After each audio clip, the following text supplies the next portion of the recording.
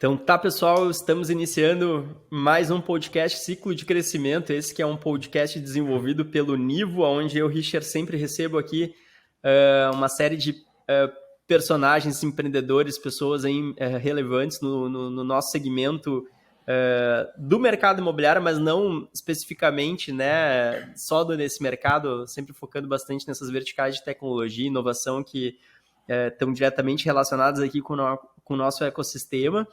E hoje, não menos diferente, a gente recebe aqui também de novo o Marcel Manduca como nosso co-host. Manduca, seja bem-vindo novamente. Fala, pessoal. Tudo bem? Vamos trazer agora um excelente conteúdo aí. Bora lá, cara, bora lá. E como convidado hoje, a gente traz aqui um empreendedor, um cara que está aí lançando um novo empreendimento, né? O seu segundo empreendimento, até onde eu sei, mas depois me corrige qualquer coisa se eu estiver errado. Mas um empreendimento bem legal aí, com bastante referência aí no mercado norte-americano.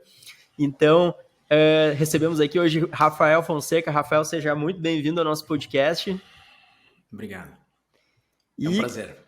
Maravilha, cara. E hoje, como sempre, então, a gente sempre pede pro nosso convidado iniciar o nosso bate-papo contando um pouquinho da sua trajetória empreendedora, como iniciou no seu segmento, não necessariamente no mercado imobiliário, mas como iniciou a sua jornada empreendedora, né? E até o dia de hoje, se possível, fazer aí um breve relato da sua jornada. Então, Rafael, fica super à vontade aí para contar a tua história pra gente. Na sequência, a gente já vai te fazendo algumas perguntas aí.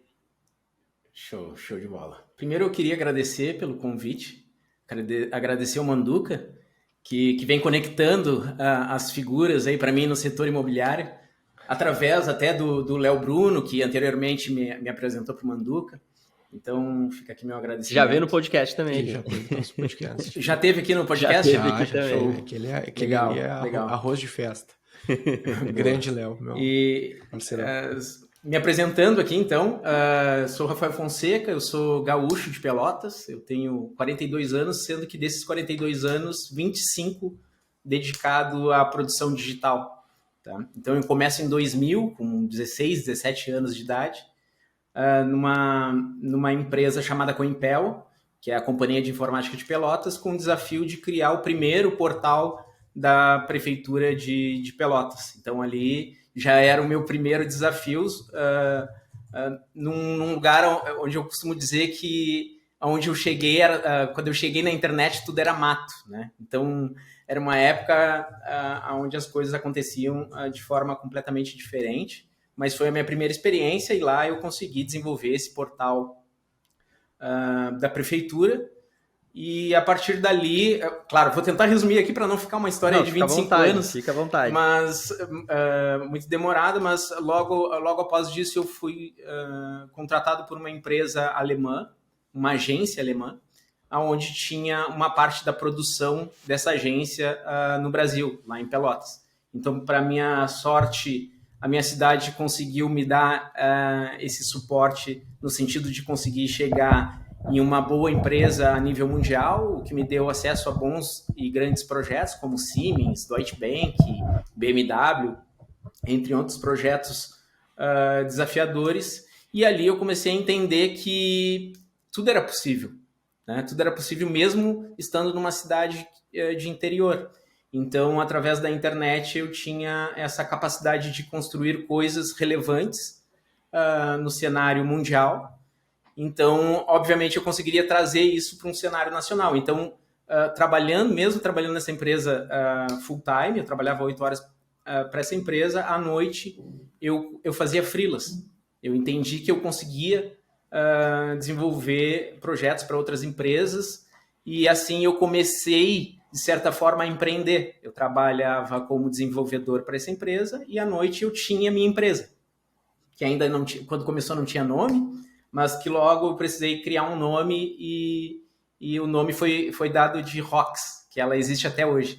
Então, ela já teve vários formatos, lá no início uma coisa mais amadora, mas que a gente conseguia atender alguns clientes locais e de dia eu trabalhava para essa empresa na Alemanha.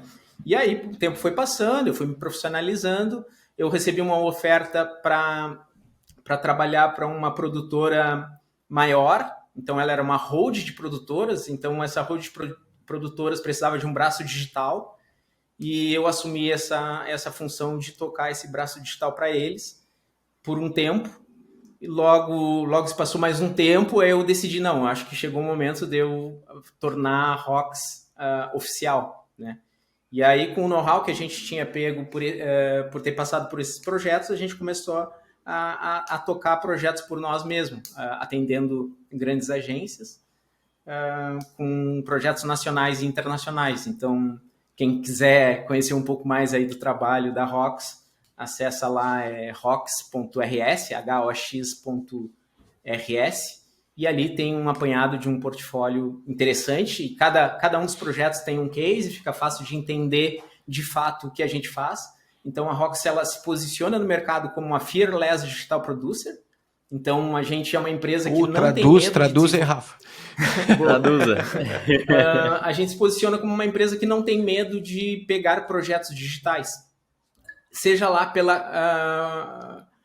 pelo problema que for. Geralmente é budget, outros problemas são a tecnologia de ponta e o tempo.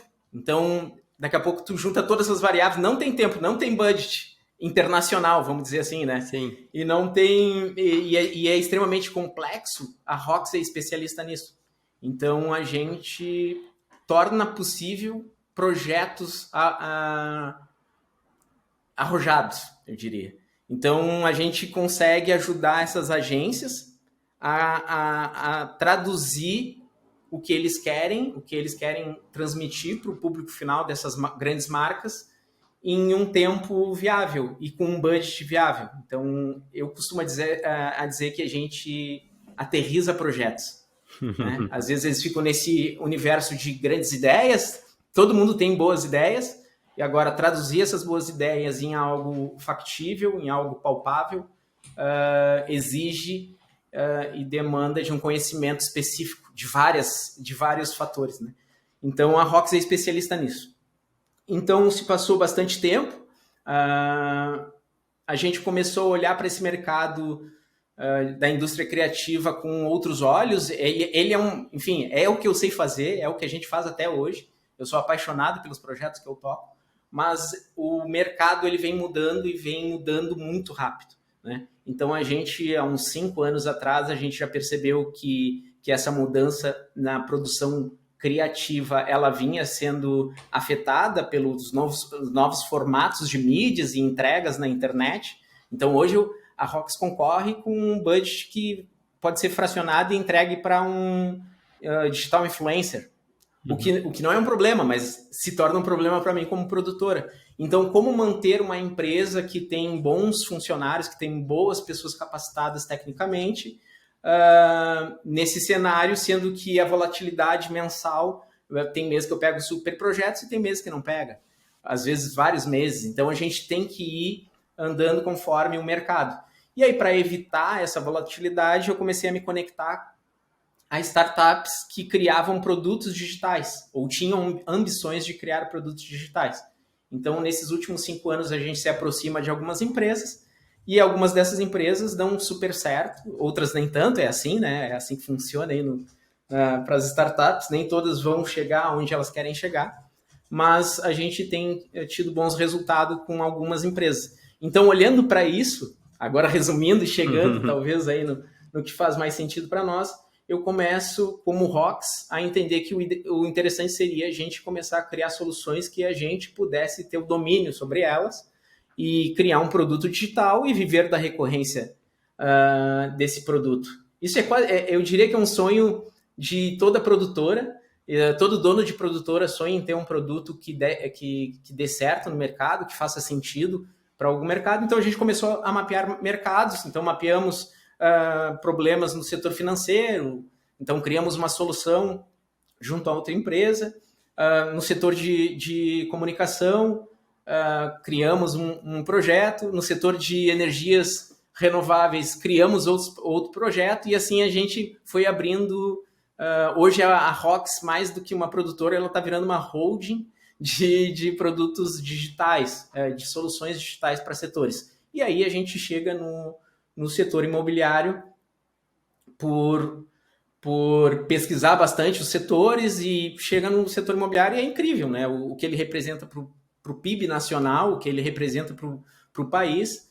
Então, no final, é um setor que faz muito sentido, e quando eu faço a imersão no setor, eu chego num lugar que é o lugar que a gente vive há muito tempo. Resumindo a história, para mim, né, da minha ótica, quando eu comecei a analisar o mercado, eu percebo que a gente compra, vende e aluga imóvel há 25 anos da mesma forma. E é mais louco ainda, porque, na verdade, a gente tirou do jornal o anúncio, né? Aquele jornal de domingo. Eu tenho 42 anos, eu vivi folhear jornal de domingo para ver um imóvel, né? Vi um classificado gigantesco. A verdade é que o que a gente fez? A gente tirou o anúncio do jornal e jogou na internet, né? Então, e isso eu estou falando de forma abrangente. Pega os maiores portais, os 10 maiores portais, para não dizer os 2.000 portais que existem no Brasil, pega os 10 maiores, eles são baseados em anúncios. E qual é o problema disso? Por muito tempo ele funcionou, e ainda funciona assim, mas tem um problema grave que eu acho que é difícil de resolver no formato e no conceito que a gente vive. Que se tu deixa qualquer um anunciar, a gente tem um problema que está acontecendo agora, né? Acho que nos últimos 2 anos está cada vez mais claro e nítido que os golpes na internet estão cada vez mais profissionais. Antes a gente via golpes sendo aplicados na venda de um iPhone ou de um celular, tanto faz, um gadget, e hoje a gente vê golpes sendo aplicados na venda de um automóvel e de um imóvel. Os caras pedindo entrada. Aqui em Floripa, né? Eu moro em Floripa hoje há 7 anos. Então, aqui em Florianópolis mesmo, é extremamente complexo de tu comprar um imóvel à distância. Imagina um estudante tentando comprar um imóvel à distância aqui. E os preços aqui, comparados ao interior, eles são extremamente altos. Então, quando tu joga para uma realidade de um valor ok, as pessoas acreditam que aquilo é verdade, mas na verdade é extremamente distante da realidade local. E só uma informação relevante que tu está falando, né? A Florianópolis, todos moramos, todos estamos em Florianópolis. Todos estamos aqui. Todos estamos em Florianópolis. Mas todos gaúchos, mais uma vez um episódio 100% gaúcho, né? Florianópolis é a capital das fraudes imobiliárias, né? Então é muito importante trazer um controle, né? Um ambiente seguro, né, para consumir no mercado imobiliário de Florianópolis em especial, né? Perfeito. Mas é isso, quando eu me deparo com esse problema vivo, na verdade não me deparo, eu vivo esse problema, porque eu sou um morador aqui, também tenho intenções de comprar, investir, e é extremamente complexo sem tu ter um lugar seguro. Mas lógico, chego nessa informação e o que eu faço com isso, né? Esse é o problema, mas e como eu resolvo? Como é que o pessoal está resolvendo lá fora, né? Porque no final é meio que isso que eu faço na Rox, dadas as proporções, é isso que eu faço para os projetos. Eu entendo o que dá para fazer e o que os outros estão fazendo e como melhorar isso, para que isso se torne uma solução disruptiva. Então, olhando para isso, eu acabo resumindo, pesquisas do mundo inteiro, basicamente o mundo inteiro vive essa função de anúncios. O maior player aí do Brasil está na Europa, está em todos os cantos. Então, eu chego nos Estados Unidos, que é uma referência para muitos setores, e óbvio que para o setor imobiliário ele também é uma referência mundial, talvez o maior o mercado mundial. E aí a gente chega em algumas soluções que são fantásticas. A pessoa que vive o mercado imobiliário no Brasil e ela abre ferramentas como a Zillow americana, e ela percebe que a cada zoom que ela dá no mapa, ela recebe mais informações daquela região, então tudo que está no mercado está em vermelho e tudo que não está no mercado está em cinza, né? Então tu pode clicar no que é cinza e ter informações como fotos, saber quantos quartos, quantos banheiros, quantos metros quadrados construídos, quantos metros quadrados de lote, e principalmente chega num valor de estimativa baseado na unidade e não baseado em achismo ou região, que é o que acaba acontecendo quando tu olha para o cenário de anúncio. Porque nada garante que aquele anúncio que foi anunciado na internet é naquele local. Então, imagina assim, ó, eu quero vender meu apartamento hoje, eu boto um anúncio na internet, amanhã tem 15 anúncios. Isso para estatística é um problema, porque tu tem 15 anúncios do mesmo imóvel na mesma região, poluindo a informação de forma geral. Então, imagina, vamos criar discrepâncias. Se eu tiver 50 anúncios do meu apartamento nessa rua e um anúncio de um outro apartamento mais barato nessa rua, essa métrica ela vai ficar poluída pelos meus 50 anúncios. Então, como é que isso se garante de uma forma saudável e segura, sendo que a gente não tem como atrelar os anúncios a algo real, né? E aí a gente volta para a solução do Zillow, isso está tudo resolvido, né? Está tudo mapeado, todos os lotes estão mapeados, todas as unidades estão mapeadas e todos os anúncios são referentes a uma unidade, né? Com um responsável profissional por aquela unidade. Obviamente que a gente tem discrepâncias do mercado americano para o nacional. O mercado americano é extremamente profissional no sentido de ter um profissional associado à venda, outro à compra, e aí isso garante algumas coisas, mas por que não tentar viver algo melhor do que a gente vive hoje, criando situações para que a gente chegue em algo parecido, né? Então aí surge um desejo de criar essa solução no Brasil. Óbvio que eu tinha noção que era extremamente arrojado e complexo em vários níveis, principalmente de tecnologia inicialmente, e assim a gente fez. A gente há um ano vem criando um projeto que mapeia cidades e, mais do que isso, ela mapeia dados para que esses dados virem informações. Então, a gente acaba criando um projeto chamado Mapo, né? Então, o Mapo vem para democratizar a informação imobiliária de forma responsável e segura. No final é isso. Só que isso, a gente poderia ficar falando aqui 10 horas sobre ele e de tudo que dá para fazer lá dentro, mas esse é o core, é assim que nasce esse projeto. O Brasil tem 40% de participação nas vendas imobiliárias, 40% existe participação do corretor. Ou seja, nos Estados Unidos são 95% Perfeito. participação do corretor. Então a presença do corretor na venda, ela ainda é um tabu no Brasil. Ela ainda é um tabu. E talvez o que tu trouxe como dado, Rafael, só fomenta e mantém a involução do mercado sobre a profissionalização da intermediação por conta dessa poluição de dados e essa desinformação ao invés de informação com qualidade. É quase uma analogia das placas na frente do imóvel, né, para um imóvel com uma placa só, né, uma oferta... Bem trabalhado. Bem trabalhado, exatamente, né, com um responsável. Aí, sim. De fato, tem um responsável. Né, isso é uma percepção que falta na nossa sociedade também, né, um amadurecimento em reconhecer serviços, né, no meio do processo da compra e venda. Perfeito. Não, muito legal. Na Europa é entre 60% e 70%, só para finalizar aqui o percentual dado, né? de participação. Né? Uma coisa que me chamou a atenção ali na tua exposição e na tua explanação ali, Rafael, sobre a Mapo, 2 pontos, né, que eu acho que até por a gente também trabalhar bastante, né, com a questão de dados e portais aqui, que me chamou a atenção. Primeiro, a questão do diferencial do mercado americano que tu comentou, né? De fato, o mercado americano, ele tem uma facilidade que é a transparência dos dados, né? Eles têm esses dados abertos, basicamente, então tu consegue consultar facilmente, né? Até a própria Zillow, né?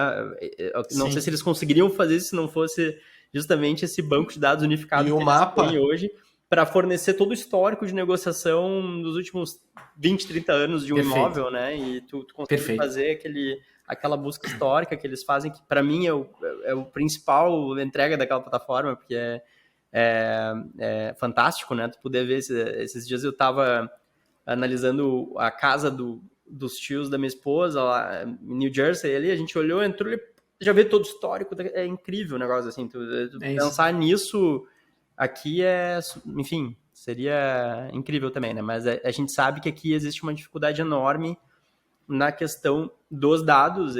Muitas vezes eles estão nos cartórios e muitas vezes nem estão tão organizados assim, e existe uma dificuldade, né, em termos de transparência, enfim. Então, acaba que o mercado brasileiro consome informações de portais, basicamente, né, ou de outras fontes que também, muitas vezes, têm seus problemas, né, como a própria... enfim, os IPTUs e tudo mais. Esse é um ponto que me chamou a atenção, e o outro ponto é a questão, de fato, do negociador, né? Tu tem lá, de fato, como eu falou, lá nos Estados Unidos tu tem o comprador, tu tem o vendedor, são dois corretores, eles são distintos. Agora me fugiu o nome até, né? Que eles são dois nomes diferentes. Buyer agent. O agentes de compra e agente de venda. E basicamente... no nosso mercado, esse funciona de uma forma diferente, e tu tem a questão da exclusividade. Então, né, que a gente tenta trazer para cá. Nos últimos anos, eu vejo até com o movimento das redes, né, essa força-tarefa, né, de tentar... alguns estados brasileiros, como o Paraná, tu tem isso de uma forma mais forte aqui no sul do Brasil. Existe uma dificuldade, né, muito grande, eu vejo ainda, de se fomentar a exclusividade nos imóveis.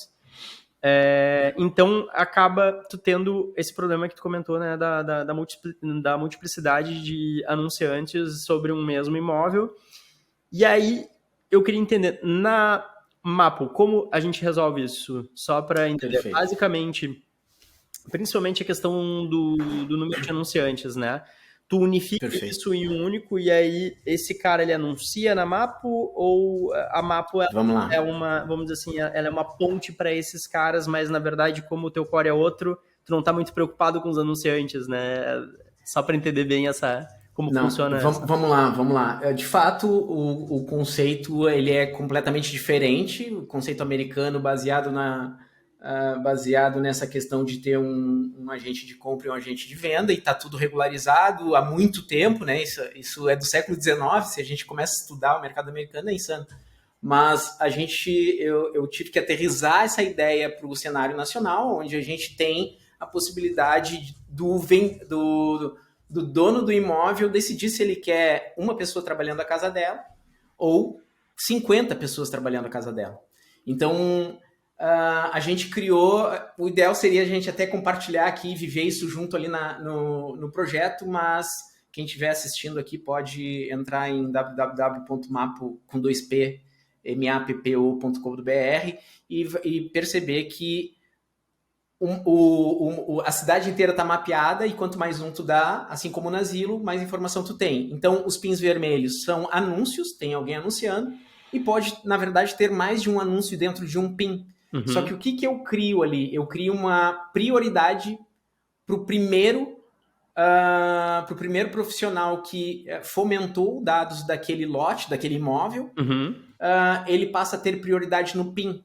E como funciona isso? Quando tu abre o PIN, ele abre um anúncio com a captação de lead para esse primeiro profissional, e na sequência eu mostro todos os anúncios referentes àquele imóvel. Uhum. Então, assim como no Zillow tu vê histórico de preço, aonde está o registro daquele imóvel, informações do plano diretor para aquele lote, abaixo disso eu mostro todos os anúncios que vieram depois do primeiro. Uhum. Então, ali eu começo a criar uma escassez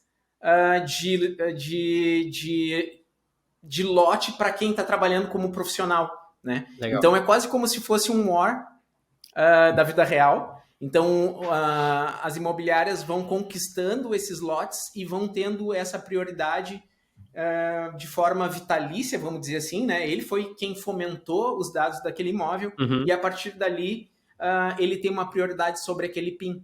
Então, eu não excluo a possibilidade de ter mais de um profissional trabalhando aquele imóvel, mas eu crio uma prioridade e uma certa escassez para que também isso também seja uma forma de chamar esses profissionais ali para dentro. Então, quanto mais tempo ele demorar para entrar no Mapo, mais para trás ele vai ficar no futuro do Mapo.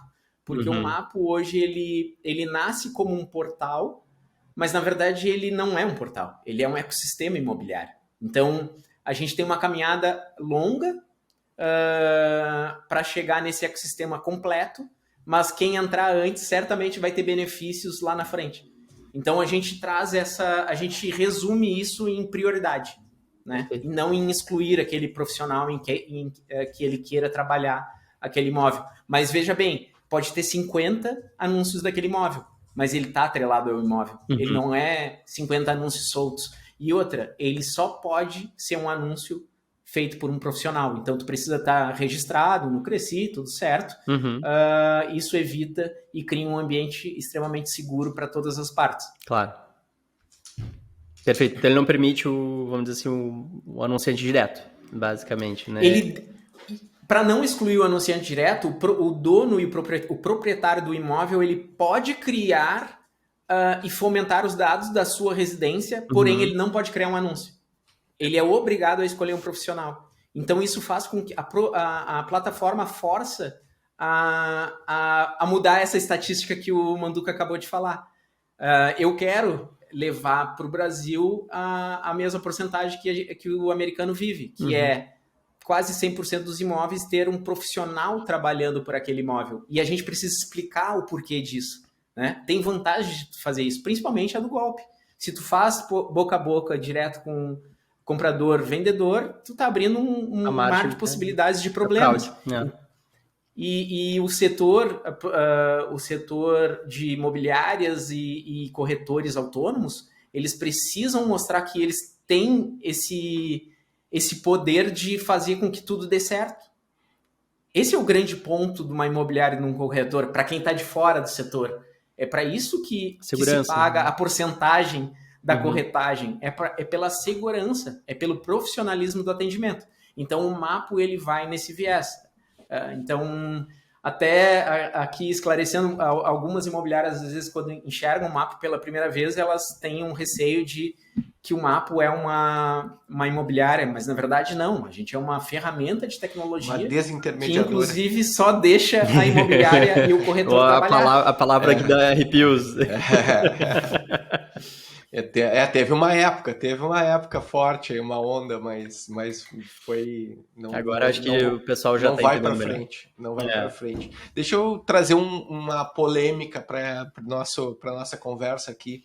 Eu faço sempre uma reflexão que o cliente ele é muito descuidado no mercado imobiliário e comparado a outros segmentos, ele é extremamente cuidadoso, né? Então, quando ele vai procurar um médico, um cirurgião plástico, ele vai pesquisar não pelo serviço, que é o produto do médico, né? Mas ele vai pesquisar pelo profissional. Quando ele vai procurar um advogado, a mesma coisa, né? Quando ele vai procurar um imóvel, ele procura a oferta, ele não procura o serviço. E o portal, assim como tu fez, em toda a minha trajetória, eu fui muito crítico nesse desdobramento do impresso para o digital, onde a gente está fazendo mais do mesmo, né? Então, lá em Porto Alegre tinha a Zero Hora, que era a sócia da imobiliária, né?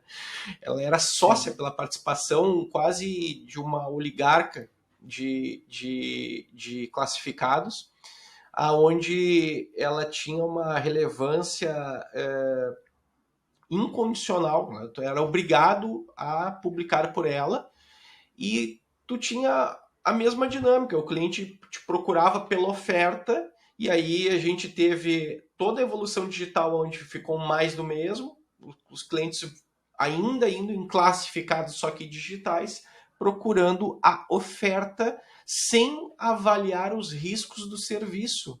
Ou seja, eu escolho aquele determinado imóvel, passo as minhas informações, que hoje são tão preciosas, eu acho que existe, né, uma discussão ampla sobre essa questão de dados, e passo meus dados por conta de uma oferta. Aí quem atende? Pode atender o Manduca, pode atender o Richard, pode atender o Rafael, pode atender um picareta, pode atender um estelionatário, pode atender um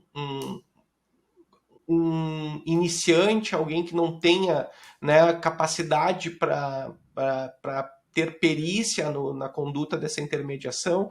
Né? Como resolver isso no mundo como ele está hoje? Como ele está hoje, eu acho extremamente impossível. Mas vamos lá, vamos voltar para a minha solução. Quando a gente cria um lugar onde a gente centraliza dados e a gente tem essa questão onde a gente traz os profissionais para trabalharem ali dentro, a gente começa a conseguir fazer um cruzamento de avaliação desses profissionais. Assim como hoje tu pede um Uber, volta 20 anos e imagina tu fazendo uma avaliação de um taxista. Não existia como. Quando uma ferramenta de tecnologia aproxima o motorista do passageiro e aí tu consegue fazer reviews de tudo aquilo que aconteceu naquele teu trajeto, tu começa a criar relevância em cima do serviço que tu presta. Tá? Então, a ferramenta só trabalha com pessoas credenciadas e essas pessoas credenciadas no futuro vão ser avaliadas por quem está consumindo os serviços dela. Hoje a gente não tem essa funcionalidade, mas é uma funcionalidade que está previamente mapeada e funciona lá fora também. Então, tu pode não ter um vendedor, mas tu entra lá e tu procura o melhor vendedor da tua região. E assim tu faz. E assim tu consome o serviço. Então, que no Uber dá certo porque a recorrência do serviço é extremamente líquida, né? Quando a gente fala comparado ao mercado imobiliário, dá tempo de o cara fazer uma venda e desaparecer do mapa. Mas hoje as redes sociais cumprem um pouco desse papel também, né? Perfeito. Avaliação no Google, tudo dá para juntar e fazer uma média interessante. Mas vamos lá, talvez a gente queira uma solução para amanhã. Para amanhã não existe uma seleção, uma bala de prata, mas pensa, o Zillow está no ar há 15 anos. Imagina 15 anos, por mais que a venda não seja recorrente, como tu comentou, Manduca, ela em 15, 20 anos, tu consegue montar uma amostra para conseguir dizer que a imobiliária X atende melhor que a imobiliária Y. Então, as coisas começam a ficar muito mais justas baseado na informação de mais amostras. Que é o caso do mapa. Óbvio que em 1, 2 meses, 5 meses, 6 meses, para esse ponto, a gente não teria uma solução. Mas pensa com uma timeline maior. Ou um cruzamento de dados, né? Entendendo, por exemplo, que um corretor, uma imobiliária, pelo seu número de seguidores, né, em todas as plataformas, versus reviews, como o Google, o Reclame Aqui, e tu cruza uma avaliação. E a tendência é essa, porque a gente fala dos portais, tudo bem, mas qual é o tempo que a gente tem para dedicar ali uma pesquisa, né, exatamente para ficar achando o imóvel, ficar monitorando muitas vezes esse imóvel ideal, né? A tendência, eu acho que é tu ter esse corretor associado, que enfim, tu vai querer ali, né? Que eu acho que o nosso mercado ele está começando a se assemelhar a isso, né? Eu acho por isso que eu falei das redes sociais. Eu acho que as redes sociais, elas claro que tem todo esse lado da glamorização, né? A gente vê do corretor e tal, mas muito por causa de Netflix e tudo mais, né? Mas a gente vê também assim que tem hoje em dia já não, acho que uma valorização também, mas existe uma tendência de busca por corretores também, né? Não só por imóveis específicos, né? E eu acho que isso é um movimento sem volta, né? A partir do momento isso proporciona fora dos portais, dentro das redes sociais, dentro de um site pessoal, né? Do profissional, todo o resto do universo permite isso, mas essa clusterização que os portais fazem, né, e acabam monopolizando em ads, né, jogando esses clientes primeiro para esse fluxo de camada de portal, para ele depois iniciar um relacionamento, passa pela oferta depois, depois profissional, né? Sem dúvida. Então, como quebrar essa dinâmica, né? Tornar relevante. Eu sempre, embora o Rafa seja portal aqui, mas ainda é um portal que ele pode, né? É um portal do bem, né? Tá criando uma consciência já está nascendo de forma disruptiva, né? Mas eu sempre fui um crítico porque a gente perdeu a criatividade no mercado imobiliário, né? A gente, no marketing digital imobiliário, né? A gente engraçado, né?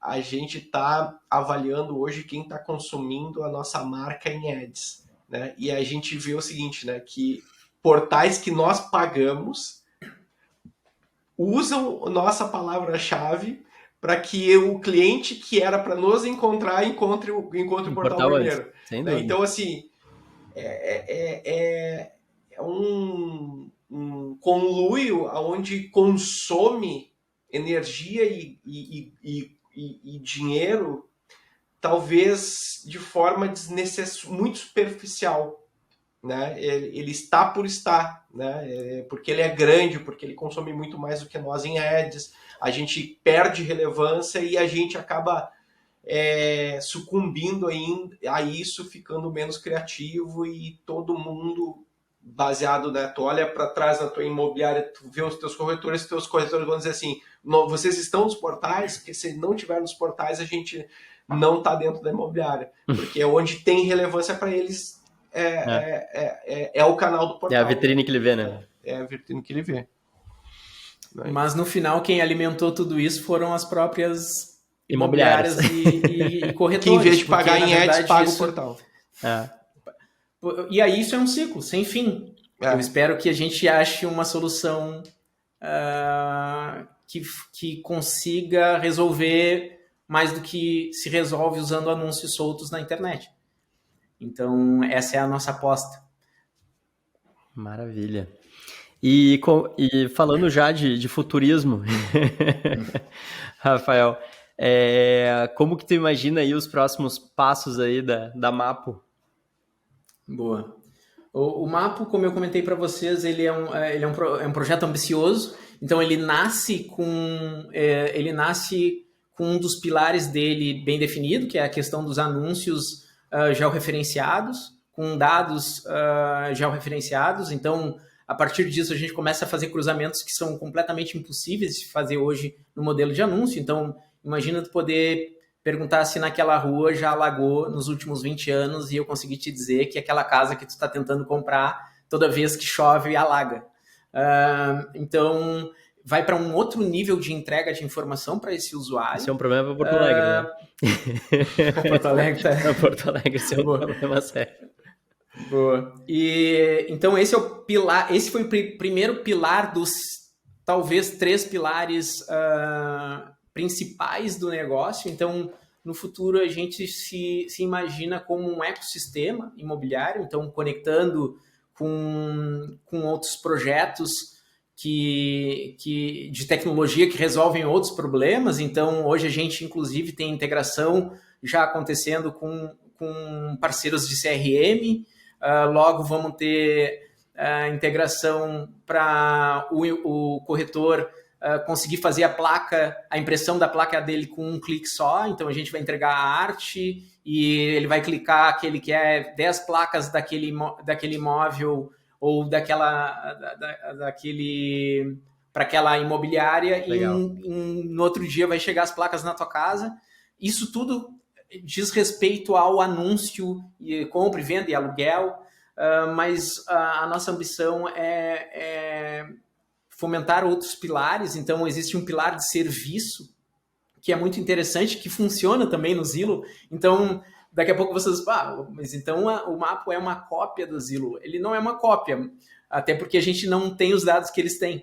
Mas o que a gente quer é tentar trazer o que eles estão fazendo há 15 anos bem feito. Então, um dos outros pilares é o serviço. Então, imagina tu ter um problema de manutenção na tua casa, tu saber que no Mapo tu vai procurar por um chaveiro e o melhor chaveiro da tua região vai te atender. Então, pensa nisso numa escala maior, com N categorias, tudo organizado, né? Então, eu quero construir, eu preciso de um arquiteto, de um engenheiro, de uma construtora e de uma empreiteira. Estar tudo georreferenciado e catalogado é o nosso desejo. Então, a gente está trabalhando forte para fazer isso sair do papel. E um outro pilar, não menos importante, é o de crédito, né? Então, quando a gente percebe que a gente entrega valor para quem está comprando, para quem está vendendo, para quem está alugando, para quem está investindo, e consegue entender o poder de compra dele versus o desejo dele, a gente consegue falar de crédito. Então, quando a gente chega no pilar de crédito, um dos nossos desejos é conseguir entregar a melhor taxa para quem está procurando por aquela taxa, ou as melhores opções, porque hoje não se fala mais só de banco, então existem outras startups e PropTechs que resolvem, por exemplo, o aluguel como a entrada na compra, né? Então existem outras situações que a gente pode conectar a Mapo, trazendo mais benefício para quem está dentro desse ecossistema. Legal. Hoje a Mapo ela atua com aluguel e venda ou só venda? Aluguel e venda. Aluguel e venda já estão funcionando. Então Legal. é só clicar ali em cima no menu. O aluguel ele tá logo à direita ali do compra, também estimando o preço para aluguel. Então é muito interessante entender aí, o Mapo está no ar em Pelotas há 1 mês e poucos dias, tá? E nesse 1 mês e poucos dias começam a surgir leads que a gente não imagina. Então imagina tu, como imobiliária, tu faz um anúncio no Mapo e amanhã tu recebe um lead de venda do imóvel. Então é um cara interessado em vender uma casa perto da onde tu anunciou. Ou seja, a gente cruza informações, entende se aquele perfil faz sentido para tua empresa e a gente repassa o lead para ti dentro de um ambiente onde tu estava anunciando e recebendo lead, não um lead de compra, um lead de venda, né? Ou uma possibilidade de negócio. Até surgiu nesses últimos dias uma questão de uma pessoa tentando comprar um imóvel que é off-market, né? Que ele está fora do mercado. Então, a gente repassa esse lead para um profissional e esse profissional entende se faz sentido ele trabalhar aquela possível compra e venda de algo que nem está à venda. E é incrível entender que está evoluindo isso e daqui a pouco vai virar um case para a gente mostrar que a gente criou um outro ambiente que é o fora do mercado, né? Principalmente para a incorporadora. A incorporadora Sim. compra quadras, né? Então, imagina eu conseguir entregar um relatório em minutos para uma incorporadora baseado na unidade, né? E não no achismo. Então, eu consigo... Agora, a gente vai lançar em Florianópolis e Balneário Camboriú, acredito que em 30 dias a gente já esteja nas 2 cidades. E é incrível dizer para vocês aqui em primeira mão que, por exemplo, em Balneário Camboriú eu consigo dizer o nível de acabamento da tua unidade. Então eu digo que no teu apartamento, o apartamento 303, o nível do piso é A, B ou C, se as aberturas é A, B ou C, e se no teto eu tenho gesso. Então eu consigo precificar pela unidade e não no achismo. Tudo baseado em variáveis. Então é isso. Maravilha, Rafael. Cara, nos encaminhando para o final do nosso bate-papo, a gente sempre finaliza fazendo um pequeno quiz com o nosso convidado. Então, 2 perguntinhas rápidas. Primeiro, um livro que tu tenha lido recentemente aí que te inspirou ou foi uma boa referência aí para ti? Um livro tem que ser técnico da área? Livro. Não? Uhum. Boa. Eu confesso para vocês que eu tenho muita dificuldade de ler talvez pelo meu estilo de vida e pela correria, acabo que eu nunca consigo. Eu tenho vários livros, eu começo a ler e nunca termino. Mas tem um livro lendo também, não tem problema. Não, mas tem um livro que eu comecei e terminei e eu acho ele genial, que não tem nada a ver com tecnologia e não tem direta, né? Não tem uma relação direta com tecnologia nem com o nosso setor aqui, o setor imobiliário, mas que é o livro Como Fazer Amigos e Influenciar Pessoas. Embora o título dele seja um pouco pejorativo na questão do influenciar pessoas, eu me identifico muito com esse livro, ele me ajudou muito a como entender as pessoas. Então eu acho que é algo que não se ensina no no nosso ambiente tradicional de educação, mas que eu acho que é extremamente importante para quem quer empreender. Então, entender o próximo, escutar o próximo, se botar no lugar do próximo, é uma das portas para uma conexão real de negócio e de relacionamento. Maravilha, cara. E uma ferramenta indispensável no teu dia a dia. Uma ferramenta indispensável. Bom, aí a gente cai no ambiente técnico. Cara, eu não programo, eu não desenvolvo há muitos anos, né? Hoje eu acabo ficando à parte disso, embora eu seja um entusiasta de tecnologia. Uma ferramenta é difícil, mas vamos lá. O que não, para mim, hoje, na posição que eu atuo, é as inteligências, as IAs, né? Cara, elas me ajudam a conseguir escrever melhor do que eu consigo escrever. Produtividade, né? Eu tenho boas ideias, mas às vezes eu tenho dificuldade de botar no papel e as IAs, elas me ajudam muito. Maravilha, cara, maravilha. Rafa, um prazerzaço aí te conhecer, cara, te receber aqui no nosso podcast. Manduca, também novamente ali, muito bom aí, ter o prazer aí de te receber e também fazer essa conexão aí com o Rafa. E passo aí para as considerações finais de vocês, pessoal. Pode começar contigo, de repente, Manduca, aí na sequência a gente passa para o Rafael. Primeiro, agradecer mais uma vez a oportunidade, agradecer a visita aí do Rafa, né? Dizer que fiquei muito impressionado com o projeto do Rafa e tenho certeza que é promissor. Eu não sei se ele se desenvolve, eu não sei assim do ponto A ao ponto B até onde isso os desdobramentos, mas ele tem capacidade sobrando aí para tornar algo marcante e disruptivo. Tudo que a gente precisa no mercado imobiliário é trazer de novo, né, essa energia de inovação e tecnologia. A gente vê um movimento, mas muitas coisas que acabam não nos inspirando, às vezes são especulativas, mas eu fiquei super impressionado com o tamanho do projeto e como que ele rapidamente botou de pé, né, com poucos, né, com os recursos dele e com um time muito enxuto. Eu queria ter esse time para mim, de desenvolvedores aí. Vamos junto. E com certeza vai dar muito certo, tá? Torço aí bastante pelo projeto. Poxa, obrigado. Bom, eu também queria agradecer aqui pelo convite mais uma vez, foi um papo muito legal. Eu estava com um pouco de medo e receio, vai que acontece, perguntas que eu não consigo responder e tal, é o primeiro podcast que eu participo, mas eu queria também agradecer a equipe que está por trás desse projeto, é uma galera incrível, de fato, e sem eles, certamente eu não conseguiria chegar onde a gente está conseguindo chegar em termos de evolução de tecnologia. Então, eles são essenciais nessa caminhada.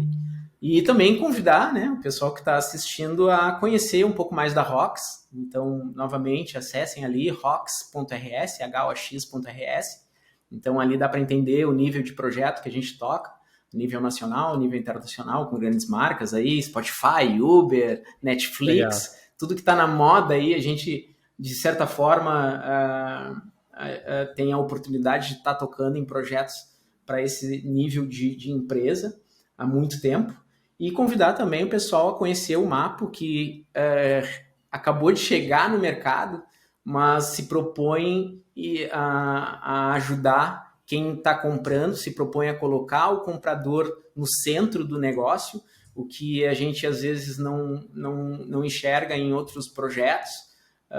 Mas essa é a intenção do Mapo a longo prazo, a gente botar o comprador, a pessoa que quer alugar, o investidor, o incorporador no centro da solução e criar soluções relevantes para esse pessoal. Maravilha, Rafael. Manduca, Rafa, uma ótima noite para vocês e até uma futura oportunidade nova aí. Estou à disposição, gente. Um abraço. Um abraço, pessoal. Boa noite. Boa noite. Boa noite. Tchau, tchau.